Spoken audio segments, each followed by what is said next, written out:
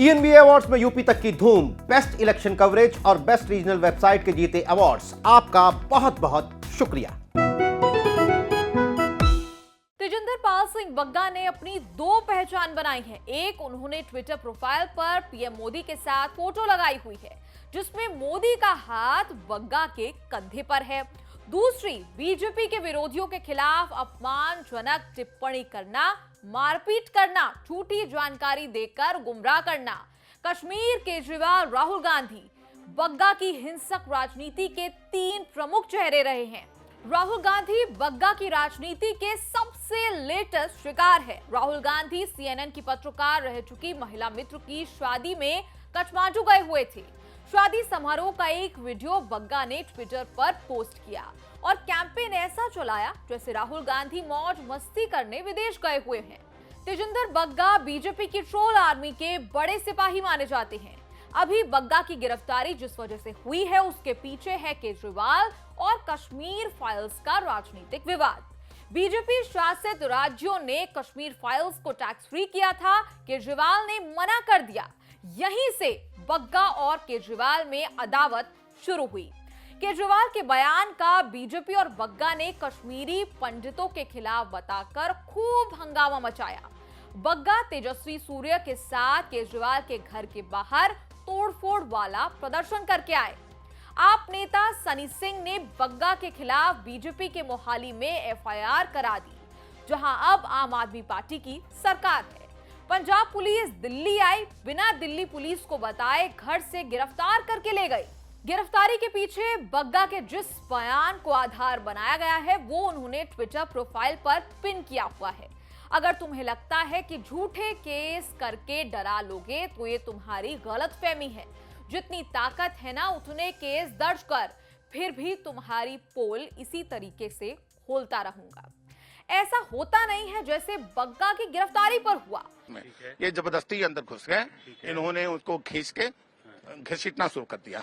इसने कहा कि मेरे को सर पे कम से कम कपड़ा बांध लेने दो, उन्हें नहीं सी, वो उसको खींच के ले गए। उसके बाद मैं कमरे में गया, अपना फोन उठाया, उसकी वीडियो लेने लगा तो मेरे को वीडियो नहीं लेने दी, मेरे को मुंह के ऊपर पंच किया और जबरदस्ती मेरे को कंधा पकड़ के बिठा दिया। तेजिंदर पाल बग्गा पे एफआईआर मोहाली से कर लिया क्योंकि आज पंजाब पुलिस उनके हाथ में आ चुकी है। इसलिए उन्होंने अगर कोई बात थी, कुछ कहा था, अगर कोई ऐसा था तो दिल्ली में कोर्ट में जाते, कानूनी तरीके से लड़ते और हम उसको जवाब देते। पंजाब पुलिस ने बग्गा को गिरफ्तार तो कर लिया, लेकिन दिल्ली पुलिस ने पंजाब पुलिस पर किडनैपिंग की एफआईआर दर्ज कर ली। हरियाणा पुलिस से कहकर कुरुक्षेत्र में पंजाब पुलिस का रास्ता रोक लिया। हरियाणा के प्रेशर के कारण पंजाब पुलिस को बग्गा को दिल्ली पुलिस के हवाले करना पड़ा।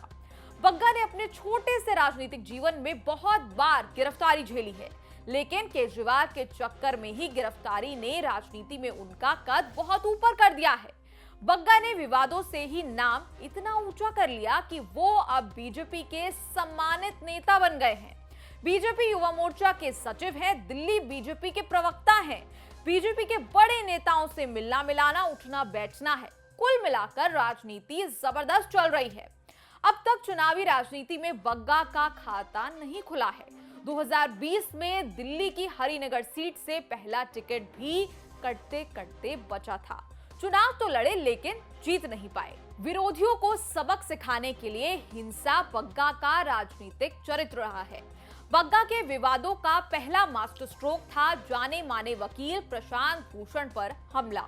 2011 में प्रशांत भूषण ने कश्मीर में जनमत संग्रह का विवादित बयान दिया था। बयान पर खूब विवाद हुआ था। बग्गा का खून ऐसा खौला कि उन्होंने लाइव टीवी पर प्रशांत भूषण को पीट दिया। उस वक्त भी बग्गा की गिरफ्तारी हुई थी। तब बग्गा भगत सिंह क्रांति सेना का संगठन चलाते थे। करीब 10 साल पहले बग्गा ने भगत सिंह क्रांति सेना के कार्यकर्ताओं को लेकर दिल्ली में कश्मीर के अलगाववादी नेता सैयद अली शाह की टोपी हवा में उछालकर जूता फेंका था। तब भी बग्गा गिरफ्तार हुए थे। 2014 में मणिशंकर अय्यर ने मोदी को चाय वाला बोला तो बग्गा एआईसीसी मुख्यालय में कांग्रेस वालों को चाय पिलाने केतली लेकर पहुंच गए थे। 2014 में मणिशंकर अय्यर ने मोदी को चाय वाला बोला तो बग्गा एआईसीसी मुख्यालय में कांग्रेस वालों को चाय पिलाने केतली लेकर पहुंच गए थे। यहीं से बग्गा बीजेपी में सीढ़ियां चढ़ने लगे। मोदी के प्रचार में बग्गा ने सब कुछ झोंक दिया। मोदी की टी शर्ट से लेकर नमो ऑनलाइन मैगजीन तक बग्गा की पॉलिटिक्स के कुछ प्रोडक्ट्स हैं जो आज भी चल रहे हैं। सिख होते हुए बीजेपी के हिंदुत्व और राष्ट्रवाद के प्रचार प्रसार में डूबे रहना यही बग्गा को प्रासंगिक बनाए हुए है। दिल्ली के विकासपुरी में रहने वाले बग्गा बचपन से संघ और बीजेपी के संपर्क में आ गए। 4 साल की उम्र से पिता प्रीतपाल सिंह बग्गा के साथ संघ की शाखाओं में जाने लगे। 10वीं के बाद पढ़ने में ज्यादा मन नहीं लगा। 16 साल की उम्र में दिल्ली में सीलिंग विरोधी मुहिम से जुड़ गए। 3 दिन तक तिहाड़ जेल में भी रहे।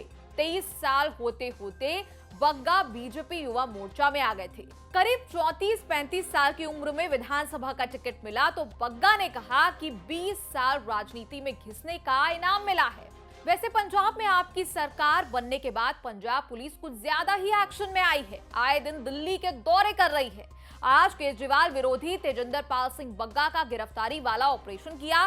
कुछ दिन पहले गाजियाबाद में केजरीवाल के पुराने दोस्त और अब विरोधी कुमार विश्वास के घर की भी टोह लेकर आई थी।